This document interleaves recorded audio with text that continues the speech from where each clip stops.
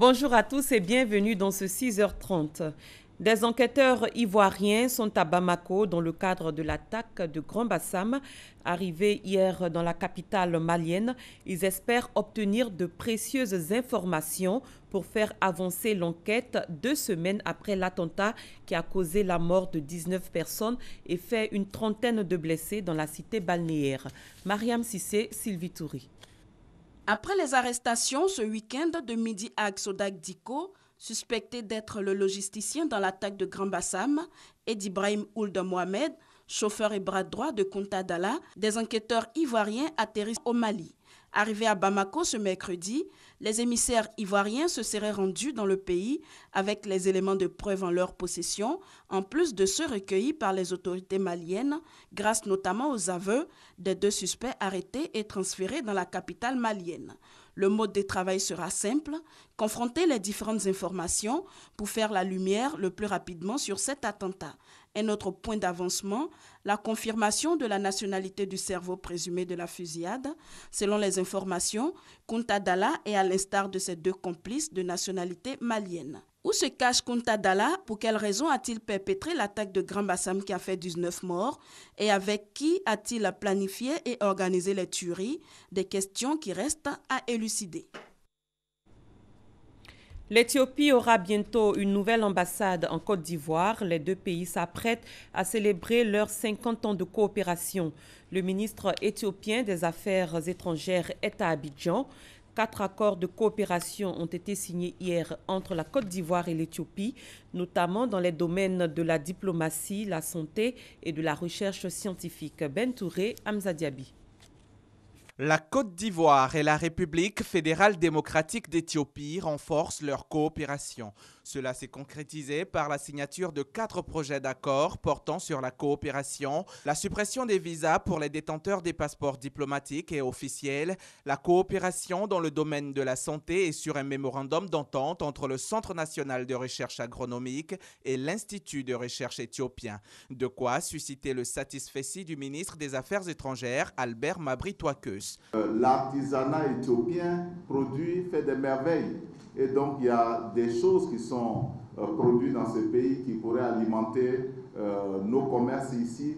Nous également, nous produisons bien de choses qui pourraient aller vers l'Éthiopie. Donc, ce que nous souhaitons, et c'est pour cela que l'accord global doit faire suite à l'accord entre nos 2 chambres de commerce, permettre donc des rencontres entre les hommes d'affaires, entre les entreprises privées. La Côte d'Ivoire est un grand pays agricole, a reconnu l'hôte de Mabri-Twakeus.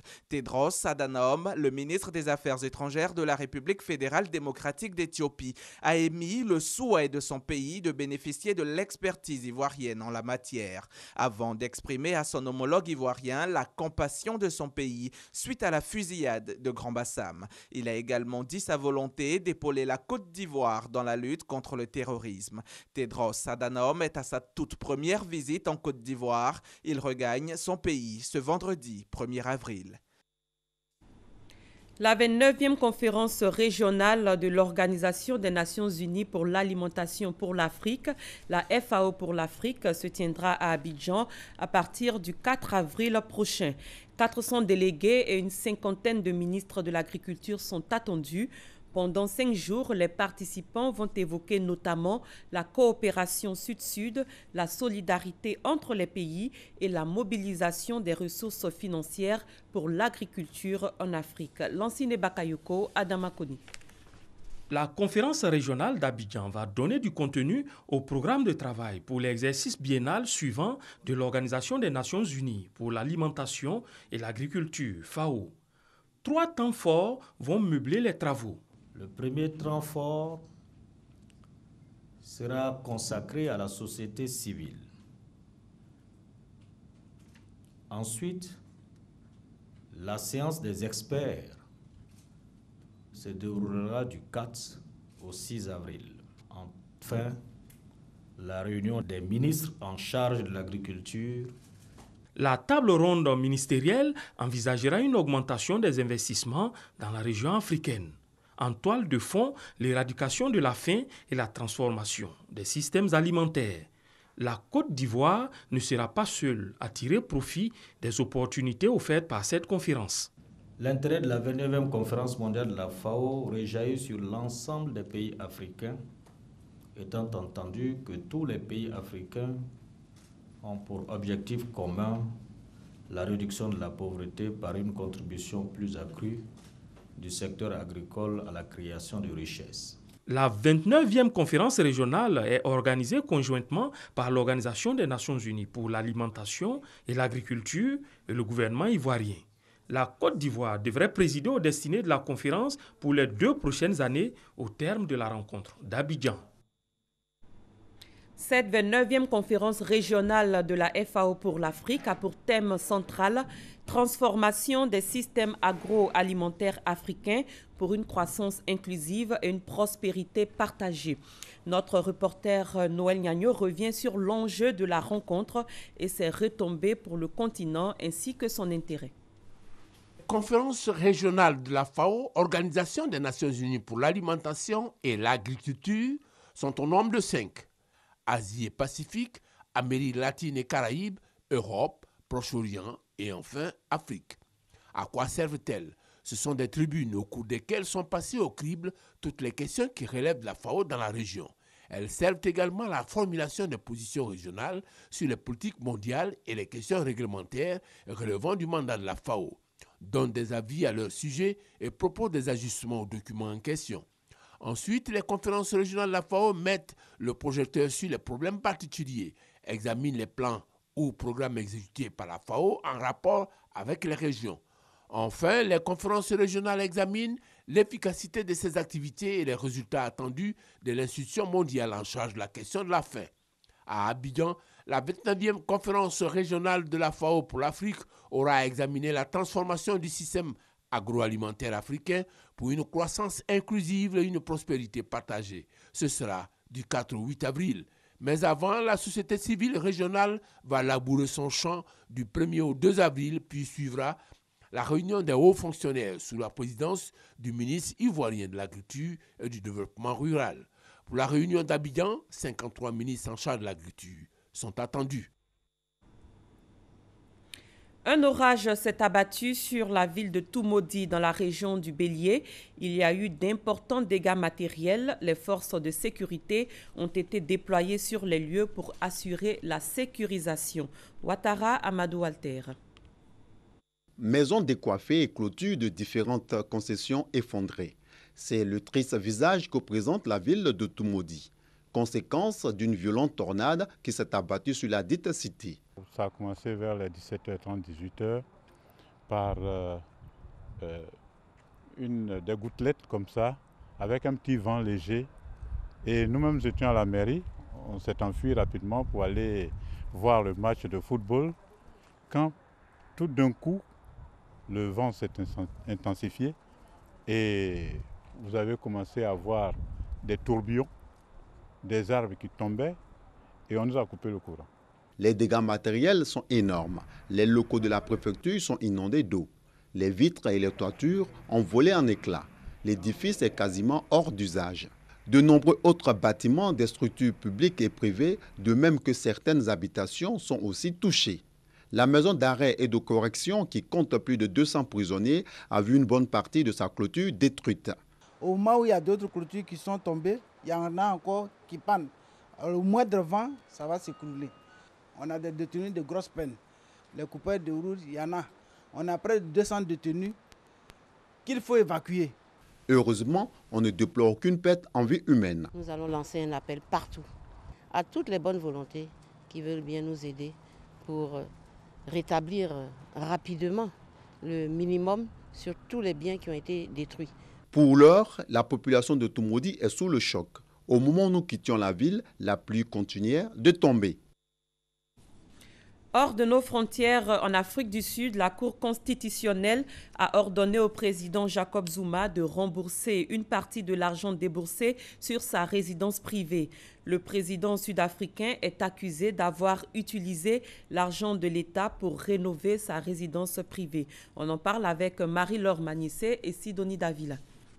C'est Le verdict est tombé ce jeudi sur l'affaire Nkandla. Jacob Zuma va rembourser une partie de l'argent qui a servi à rénover sa résidence. Il y a 2 ans, la médiatrice de la République, chargée de veiller sur les deniers de l'État, a conclu que le président avait indûment bénéficié de travaux dans sa résidence privée de Nkandla. Des travaux évalués à 20 millions d'euros, soit environ 13 milliards de francs CFA provenant de fonds publics. Le chef de l'État aurait imputé des factures de travaux purement personnels au trésor public. Une affaire qui a créé un scandale en Afrique du Sud. La médiatrice Thuli Mondonsela a donc demandé le remboursement d'une partie de la somme dépensée. Pendant 2 ans, Jacob Zuma s'y est refusé, rejetant toute responsabilité. Les 2 principaux partis d'opposition ont saisi à cet effet la Cour constitutionnelle afin qu'elle contraigne le président Zuma à rembourser l'argent. Ce 31 mars, la Cour a rendu son verdict, obligeant Jacob Zuma à rembourser une partie des frais de rénovation de sa propriété de Nkandla. La juridiction estime que le président sud-africain a enfreint à la loi. Le principal parti d'opposition a donc lancé une procédure de destitution contre Jacob Zuma dès l'annonce du verdict. Une situation qui assombrit l'horizon politique du président sud-africain. En Libye, le chef du gouvernement mis en place sous l'égide des Nations Unies est arrivé mercredi à Tripoli. Mais à peine arrivé, les gouvernements parallèles de Tripoli et Tobrouk l'ont rapidement sommé de quitter la ville en proie à une vive tension. Thomas Gessambi. Ces choses faites, le chef du gouvernement d'union nationale parrainé par l'ONU est arrivé à Tripoli. Aussitôt arrivé, aussitôt sommé de repartir par les gouvernements parallèles de Tripoli et Tobrouk qui contestent sa légitimité. Mais le nouveau chef du gouvernement, lui, se dit engagé et entend tout mettre en œuvre pour faire de la réconciliation une réalité. Nous vous annonçons que le gouvernement libyen d'union nationale commence son travail depuis la capitale Tripoli. Nous annonçons le début d'une nouvelle phase de dialogue entre toutes les composantes du peuple libyen sur la base de l'accord conclu entre les Libyens qui comporte des garanties pour toutes les parties afin de respecter les buts de la révolution du 17 février. La tâche s'annonce déjà difficile pour le Premier ministre Al-Sarraj. Dès son arrivée à Tripoli, la tension est montée d'un cran. Des artères principales ont été bloquées par des groupes armés et des tirs d'armes automatiques ont été entendus dans la capitale. Malgré tout, le secrétaire général de l'ONU a appelé à un transfert pacifique du pouvoir. Ceux qui font obstruction au processus politique doivent être tenus pour responsables. J'appelle la Chambre des représentants, le Parlement reconnu internationalement, à assumer ses responsabilités en mettant en œuvre toutes les dispositions de l'accord politique. Le gouvernement d'union a été mis en place après un accord signé en décembre 2015 au Maroc sous l'égide de l'ONU par des députés des 2 parlements rivaux de Tripoli et Tobrouk. La justice belge autorise la remise du suspect clé des attentats du 13 novembre à la France. Salah Abdeslam a changé d'avis après les attentats du 22 mars à Bruxelles. Il veut s'expliquer devant la justice française. Le suspect, qui a dans un premier temps collaboré avec les enquêteurs belges, s'est muré dans le silence dès sa 2e audition. Arrêté à Molenbeek le 18 mars dernier après 4 mois de cavale, il disait vouloir rentrer très vite en France. En France, le bras de fer se poursuit entre les opposants à la loi du travail et le gouvernement. Les syndicats des salariés et les associations lycéennes et étudiantes ont manifesté aujourd'hui dans les rues pour protester contre le projet de loi du travail qui doit être débattu à l'Assemblée nationale. Kader Ouattara, Sylvie Toury. Journée de colère et de mobilisation générale dans toute la France. Selon la police, ils étaient 27 000 à Paris, 20 000 à Toulouse, 6 000 à Rouen, au total des dizaines de milliers dans tout l'Hexagone. Salariés et étudiants disent non à la nouvelle loi sur le travail. Un test qui facilite les licenciements et précarise les emplois selon eux. Ils ont donc battu le pavé pour exiger le retrait pur et simple du projet portée par la ministre El Khomri. Aujourd'hui, on attend une réponse forte, qu'un gouvernement qui nous dise qu'on a entendu. Les mobilisations continueront quoi qu'il arrive, ça on l'a dit. On s'est positionné très clairement sur le retrait de ce projet de loi pour pouvoir repartir sur de nouvelles bases. Et donc aujourd'hui on voit qu'il y a une colère qui est là, une contestation qui est forte et elle ne s'affaiblira pas. Ces manifestations qui ont lieu à l'appel des syndicats, de salariés et d'étudiants ont parfois dégénéré. Des heurts entre manifestants et policiers ont été signalés à Marseille, Rouen, Nantes et Paris. Une dizaine d'interpellations ont été enregistrées, notamment à Paris. Les manifestants n'étaient pas seuls lors de cette journée. Des hommes politiques de gauche les ont soutenus. Que nous partageons les combats des salariés, des étudiants, des jeunes qui sont là aujourd'hui, je pense que symboliquement c'est important. Si nous n'étions pas là, on dirait où sont les socialistes. Les socialistes sont là. Au gouvernement, on ne peut pas vous accompagner, vous faites fausse route. C'est la 4e mobilisation du genre depuis l'annonce de ce projet controversé.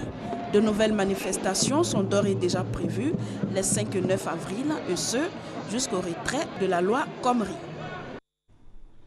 En football, le défenseur Serge Aurier a été officiellement réintégré dans le groupe professionnel du Paris Saint-Germain. Le club l'a annoncé hier dans un communiqué. Sur Periscope, Serge Aurier avait multiplié les commentaires désobligeants sur certains de ses coéquipiers et sur son entraîneur, qualifiant Laurent Blanc de fiotte. Il avait donc été mis à l'écart le 14 février dernier. Le dernier sommet centré sur la sécurité nucléaire a débuté hier à Washington. Une cinquantaine de pays et organisations internationales y participent. Parmi les sujets à l'ordre du jour, après les attentats de Bruxelles, comment empêcher le groupe État islamique d'acquérir des matières nucléaires? C'est la fin de ce 6h30. Merci de l'avoir suivi. Très bonne journée à tous et à toutes.